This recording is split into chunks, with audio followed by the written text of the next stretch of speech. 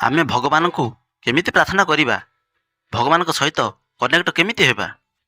ଭଗବାନଙ୍କୁ ଭକ୍ତି କେମିତି କରିବା? କ'ଣ ଭଗବାନଙ୍କୁ ଭକ୍ତି କରିବା ପାଇଁ ଘର ଛାଡ଼ିବାକୁ ପଡ଼ିବ? କ'ଣ ଦିନସାରା ବସି ଭଗବାନଙ୍କୁ ଧ୍ୟାନ ଓ ଭଜନ କରିବାକୁ ପଡ଼ିବ?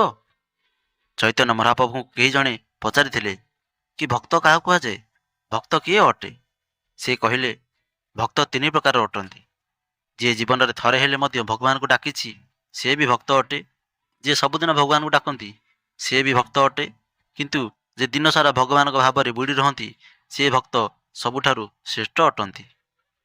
ଆପଣ ଦିନସାରା ଜପ ନ କରିପାରନ୍ତି, ସାରାଦିନ ଧ୍ୟାନ ନ କରିପାରନ୍ତି, 5 ଘଣ୍ଟା 2 ଘଣ୍ଟା 1 ଘଣ୍ଟା ଜପ କରିବା ଦରକାର ନାହିଁ। କେବଳ 5 ମିନିଟ୍। କେବଳ ଆପଣ ରାତିରେ ଶୋଇବାକୁ ଯାଆନ୍ତି ସେତେବେଳେ କେବଳ 5 ମିନିଟ୍ ପାଇଁ ହୃଦୟର ସହିତ ପରମାତ୍ମାକୁ ମନେ ପକାନ୍ତୁ, ପ୍ରାର୍ଥନା କରନ୍ତୁ। କୁହନ୍ତୁ, ହେ ପରମାତ୍ମା, ଆପଣଙ୍କୁ ବହୁତ ଧନ୍ୟବାଦ। ଯାହା ବି ଆପଣ ମୋତେ ଦେଇଛନ୍ତି ସେଥିପାଇଁ ଆପଣଙ୍କୁ କୋଟି କୋଟି ଧନ୍ୟବାଦ। ଆଉ ଯେତେବେଳେ ସକାଳୁ ଉଠିବା ସେତେବେଳେ 5 ମିନିଟ୍ ପାଇଁ ପରମାତ୍ମାକୁ ହୃଦୟରୁ ଧନ୍ୟବାଦ ଦେବା। କହିବା, ଆପଣ ପୁଣି ଥରେ ଗୋଟିଏ ନୂଆ ଦିନ ଦେଲେ ମୋ ଜୀବନରେ। ପୁଣି ଥରେ ମୋତେ ମୌକା ଦେଇଥିବାରୁ କି ମୋ ଜୀବନରେ କିଛି କରିପାରିବି। ଆମ ଜୀବନରେ ଆମେ କେତେ ଭୁଲ ନ କରୁଛେ? ଆମେ ପ୍ରତ୍ୟେକ ଦିନ ଭୁଲ କରୁଛେ, ଆଉ ପରମାତ୍ମା ଆମକୁ ପ୍ରତିଦିନ କ୍ଷମା କରିଦିଅନ୍ତି। ହୃଦୟର ସହିତ ଏହି 5 ମିନିଟ୍ର ପ୍ରାର୍ଥନା ଆପଣଙ୍କ ଜୀବନରେ ଏକ ନୂଆ ଶକ୍ତି ଭରିଦେବ। ଆପଣଙ୍କ ଭିତରେ ଜିତିବାର ଏକ ଶକ୍ତି ଆସିଯିବ। ଦୁଃଖ କଷ୍ଟ ସହିତ ଲଢ଼ିବା ପାଇଁ ଆପଣଙ୍କୁ ଏକ ନୂଆ ଶକ୍ତି ମିଳିଯିବ। ଥରେ ଭଗବାନଙ୍କୁ ନାରଦ ପଚାରିଲେ, ପ୍ରଭୁ, ଆପଣଙ୍କର ସବୁଠାରୁ ବଡ଼ ଭକ୍ତ କିଏ? ନାରଦ ଭାବିଥିଲେ, ମୁଁ ତ ଦିନସାରା ନାରାୟଣ ନାରାୟଣ ଜପୁଛି, ତ ମୋ ଠାରୁ ବଡ଼ ଭକ୍ତ ଆଉ କିଏ ଥିବ? ଭଗବାନ କହିଲେ, ଗୋଟେ କୃଷକ ଯିଏ ପୃଥିବୀରେ ବାସ କରୁଛି ସେ ହିଁ ମୋର ସବୁଠାରୁ ବଡ଼ ଭକ୍ତ ଅଟେ। ନାରଦ ଏହା ଶୁଣି ଆଶ୍ଚର୍ଯ୍ୟ ହୋଇଗଲେ କି ମୋ ଠାରୁ ବଡ଼ ଭକ୍ତ କିଏ ହୋଇପାରେ? ସେ ଭାବିଲେ, ଯାଇକି ଦେଖିବାକୁ ପଡ଼ିବ କିଏ ସେ ଭକ୍ତ। ସେ ଯେତେବେଳେ କୃଷକର ଦିନଚର୍ଯ୍ୟା ଦେଖିଲେ, କୃଷକଟି ସକାଳୁ ଗୋଟିଏ ମାଳା ଜପ କରି ତାର କ୍ଷେତକୁ ବାହାରି ପଡ଼େ। ପୁଣି କ୍ଷେତରୁ ଫେରି ଆସି ଘରେ ଶୋଇଲା ବେଳେ ଭଗବାନଙ୍କ ନାମରେ ଆଉ ଏକ ମାଳା ଜପ କରୁଥିଲା। କିନ୍ତୁ ସାରାଦିନ ସେ ତ କୌଣସି ଜପତପ କରୁନଥିଲା। ସେ ଅତି ସଚ୍ଚୋଟର ସହିତ ତା ଜୀବନ କାଟୁଥିଲା। ତା ପିତାମାତାଙ୍କ ସେବା କରୁଥିଲା, ସ୍ତ୍ରୀ ପିଲାଙ୍କ ଲାଳନ ପାଳନ ମଧ୍ୟ କରୁଥିଲା, କିନ୍ତୁ କାହାର ମନରେ କେବେ ଦୁଃଖ ଦେଇନଥିଲା। ନାରଦ ଏହା ଦେଖି ଆଶ୍ଚର୍ଯ୍ୟ ହେଲେ, ଏ କେମିତି ସବୁଠାରୁ ବଡ଼ ଭକ୍ତ ହୋଇପାରିବ? ଏହାପରେ ନାରଦ ଭଗବାନଙ୍କ ପାଖକୁ ଆସିଲେ ଏବଂ କହିଲେ, ପ୍ରଭୁ, ଏହି କୃଷକ ତ କେବଳ ଗୋଟିଏ ମାଳା ଜପ କରୁଛି, ସାରାଦିନ କ୍ଷେତ କାମରେ ବ୍ୟସ୍ତ ରହୁଛି, ତ ସେ ଆପଣଙ୍କର ବଡ଼ ଭକ୍ତ କେମିତି ହୋଇପାରିବ? ଭଗବାନ କହିଲେ, ହୋଇପାରେ ସେ ଗୋଟିଏ ମାଳା ଜପ କରୁଥାଇପାରେ, କିନ୍ତୁ ସେହି ଗୋଟିଏ ମାଳାରେ କୌଣସି କ୍ଷଣ ପାଇଁ ମଧ୍ୟ ଦୁନିଆର ବିଚାର କରେ ନାହିଁ, ଦୁନିଆର କଥା ଭାବେ ନାହିଁ, କିନ୍ତୁ ତାର କର୍ତ୍ତବ୍ୟ ପୁରା କରିଥାଏ। ଯଦି ଆମେ କେବଳ 5 ମିନିଟ୍ ପାଇଁ ଭଗବାନଙ୍କୁ ହୃଦୟରୁ ଡାକିବା, ପ୍ରାର୍ଥନା କରିବା, ତେବେ ସେହି 5 ମିନିଟ୍ର ପ୍ରଭାବ ସାରାଦିନ ଆମ ଉପରେ ରହିବ। କିନ୍ତୁ ମନେ ରଖିବେ, ସେହି 5 ମିନିଟ୍ ଭିତରେ ଗୋଟିଏ ସେକେଣ୍ଡ ହେଲେ ମଧ୍ୟ ଦୁନିଆର କୌଣସି କଥା ଯେମିତି ଭାବନାକୁ ନ ଆସେ। ପୁରା 5 ମିନିଟ୍ ପରମାତ୍ମାକୁ ସଚ୍ଚୋଟ ସହିତ ସମର୍ପିତ କରିଦିଅନ୍ତୁ। ଆପଣଙ୍କର ବର୍ତ୍ତମାନ ଜୀବନ ନୋଟିସ୍ କରନ୍ତୁ। ଆଉ କିଛି ଦିନ କେବଳ ଏହି 5 ମିନିଟ୍ ଭଗବାନଙ୍କୁ ଆପଣ ହୃଦୟରେ ସ୍ଥାନ ଦିଅନ୍ତୁ। ତେବେ ଆପଣ ଏହି କଥା ନିଜେ ଅନୁଭବ କରିପାରିବେ, ଜାଣିପାରିବେ କି ଆପଣଙ୍କ ଜୀବନରେ କେମିତି ପରିବର୍ତ୍ତନ ଆସୁଛି। ଯେଉଁ ଶକ୍ତି, ଯେଉଁ ଆନନ୍ଦ ଆପଣଙ୍କୁ ମିଳିବ ତାହା ଆପଣ ନିଜେ ଅନୁଭବ କରିପାରିବେ। ଏମିତି ନୁହେଁ ଯେ ପ୍ରାର୍ଥନା କରିବା ପାଇଁ ଆପଣଙ୍କୁ ଧାର୍ମିକ ହେବାକୁ ପଡ଼ିବ, ତାହା ନୁହେଁ।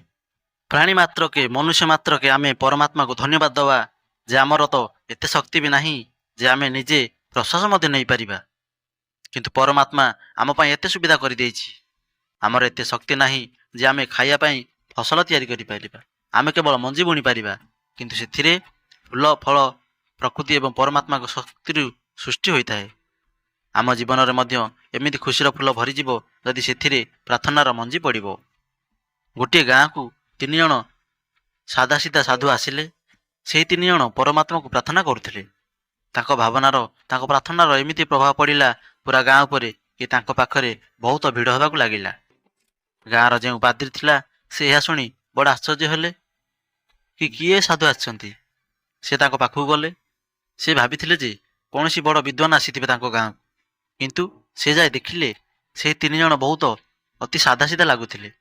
ବେଶୀ ପାଠଶାଠ ମଧ୍ୟ ପଢ଼ିନଥିଲେ। ପାଦ୍ରୀ ପଚାରିଲେ, ତୁମେ କେଉଁ ପ୍ରାର୍ଥନା କରୁଛ?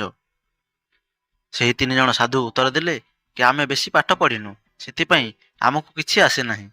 ଆମେ ଭଗବାନଙ୍କୁ ଗୋଟିଏ କଥା କହିଥାଉ କି ଭଗବାନ ଆମେ ବି ତିନି ଆଉ ତୁମେ ବି ତିନି। ତିନୋଟି ଶକ୍ତି ରୂପରେ ଆମେ ପରମାତ୍ମାକୁ ଜାଣିଥାଉ। ଜଣେ ସୃଷ୍ଟିକର୍ତ୍ତା, ଜଣେ ପାଳନକର୍ତ୍ତା ଆଉ ଜଣେ ସଂହାରକର୍ତ୍ତା। ପରମାତ୍ମାଙ୍କର ତିନୋଟି ଶକ୍ତି। ସେଥିପାଇଁ ଆମେ ପ୍ରାର୍ଥନା କରୁ କି ଆମେ ବି ତିନି, ତୁମେ ବି ତିନି, ତ କଲ୍ୟାଣ କରନ୍ତୁ ଆମର। ଏହା ଶୁଣି ପାଦ୍ରୀ ଭାବିଲେ ଏ କେଉଁ ପ୍ରକାର ଲୋକ, ଆଉ ଏ କି ପ୍ରକାର ପ୍ରାର୍ଥନା କି ଆମେ ବି ତିନି ତମେ ବି ତିନି ଆଉ ଆମର କଲ୍ୟାଣ କର। ତାପରେ ସେହି ପାଦ୍ରୀ ତାଙ୍କର ବିଧିବଦ୍ଧ ଭାବରେ ଲେଖାଯାଇଥିବା ପ୍ରାର୍ଥନାକୁ ସେହି ସାଧୁମାନଙ୍କୁ ଶିଖାଇବାକୁ ଲାଗିଲେ। ପ୍ରଥମ ଥର ଶିଖାଇଲେ, ସେମାନେ କିଛି ବୁଝିପାରିଲେ ନାହିଁ। ଦ୍ୱିତୀୟ ଥର ଶିଖାଇଲେ, କିଛି ବୁଝିପାରିଲେ ନାହିଁ। ତୃତୀୟ ଥର ବୁଝାଇଲେ ତ କିଛି କିଛି ବୁଝିପାରିଲେ। ଏମିତି ବହୁ ସମୟ ଶିଖାଇଲା ପରେ ସେ ଭାବିଲେ ଯେ ବର୍ତ୍ତମାନ ଏମାନେ ପୁରା ପ୍ରାର୍ଥନା ଶିଖିଗଲେ। ଏହାପରେ ସେ ନଦୀ ପାର ହୋଇ ତାଙ୍କ ଗାଁକୁ ଯିବା ପାଇଁ ନୌକାରେ ବସି ଯେମିତି କିଛି ଦୂର ଯାଇଛନ୍ତି, ସେ ଦେଖିଲେ ଯେ ନଦୀର ପାଣିରେ ସେହି ତିନି ଜଣ ଚାଲି ଚାଲି ତାଙ୍କ ପାଖକୁ ଆସୁଛନ୍ତି।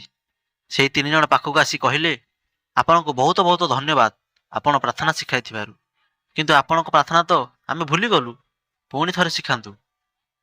ସେ ଯେତେବେଳେ ଦେଖିଲେ ଯେ ତିନି ଜଣ ପାଣିରେ ଚାଲୁଛନ୍ତି, କେତେ ପ୍ରଭାବ ଏମାନଙ୍କର, ସେ ଜାଣିପାରିଲେ ଯେ ମୋର ଶବ୍ଦରେ ଲେଖା ହୋଇଥିବା ପ୍ରାର୍ଥନା ଠାରୁ ଏମାନଙ୍କ ପ୍ରାର୍ଥନାରେ ବହୁତ ପ୍ରଭାବ ଅଛି।